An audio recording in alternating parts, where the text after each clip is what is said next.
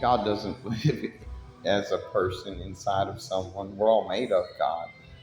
If you contaminate that gift, then you're going to have to deal with that.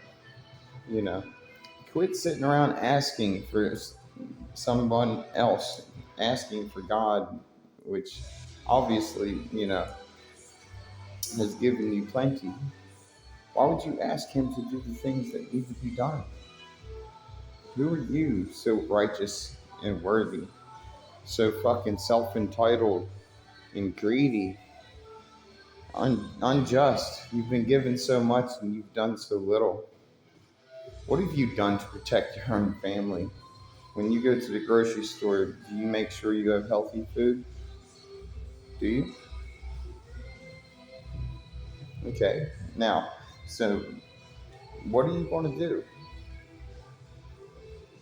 You call yourselves Christians. What do? Worship? Sit around, worship, pray? Ask for more, ask for more. Oh, you got forgiveness, huh? You feel forgiven? You feel so entitled? You feel so great running around town everybody how forgiven you are? That's wonderful. You feel so good. You talk about how bad a person you were and how much you needed it and how entitled you are now. That's great. I wonder who makes people feel so entitled for their forgiveness. Because forgiveness is not something that you get by asking from something that's already given you more than you deserve, apparently, because you've never given back. You know, you have to actually give back. If you do bad, you have to give back. Do good, you have to repair your damage. You have to earn your forgiveness in this world. There's a measure you go into, and it has to do with every single thing you do in this world, every choice, everything. In the existence at which you live later, you know, it doesn't have to do whether or not you cuss or what God you believe in. It has to do with right and wrong and, good and evil. It has to do with these things. It has to do with the measure of strength. You know, what type of strength? You don't have to have physical strength. You don't have to have, you don't have to be perfect, but you have to do what you can do. Everybody's got their own nature, at which they can perfect and explore, the best options that they can for everyone around them. Because there's nothing but one, you know. And as you continue to separate yourselves and say, I'm this and I'm that, it's not true. The people that teach separation are a group of people, or groups of people are goyim, especially when they act like animals and savages and stuff. So the Zionists, they're goyim. And you've got a whole country of Zionist goyim, you know, and they're in Israel. And what they do is they hide under different names and they try to attach to everything all around the world. And they're thieves and they're liars.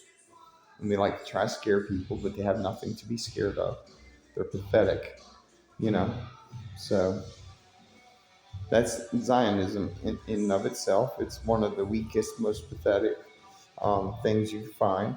It's called political because they like to avoid the fact that it's about the Talmud, which is a religion which is satanic at its best, and it's criminal in every way, in its thought, in its design, in its intention, in its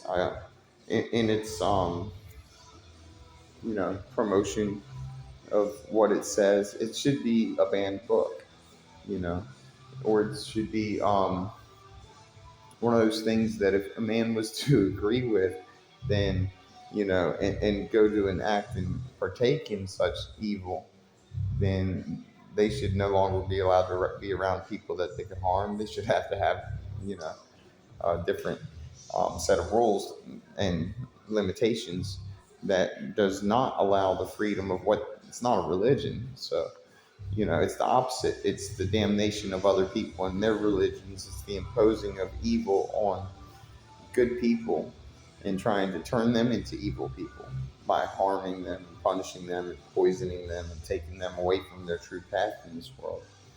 You know, and it's easy to get back on track to your rightful path. All you do is stop the evil, stop everyone around you that you can. Repair what you've done, make up for what you've done, in some way or another, however it is that you can, just do good things. And that's how you fix things, you know. I have a fucking really good, outlook on life and everything else. You know, I don't see a whole lot of good happening for a whole lot of people out there because, it don't seem like they're allowing me to reach people like I wish I could. That's okay because I'm still going to do a whole lot of really good things in this world, and I always have. So I will continue working on myself to try to make things better for you guys. You know, and right now, it's I think it's more important that people literally start establishing new leaders in the businesses, all of them. You know, it's time to terraform. Once you refuse to listen to or acknowledge the fake leader, never even take them completely out. Delete their contact from the businesses like Microsoft and all these businesses. Delete that person. Use the infrastructure in front of you to perform action for the people, and you take that money and you find your own resources, for what you need and your production resources and everything, and you fulfill the task for that company and those businesses with alternate means that aren't involved with slavery or oppression and stuff like that. And you make sure you fix and mend any part of that system that's unfair or unjust.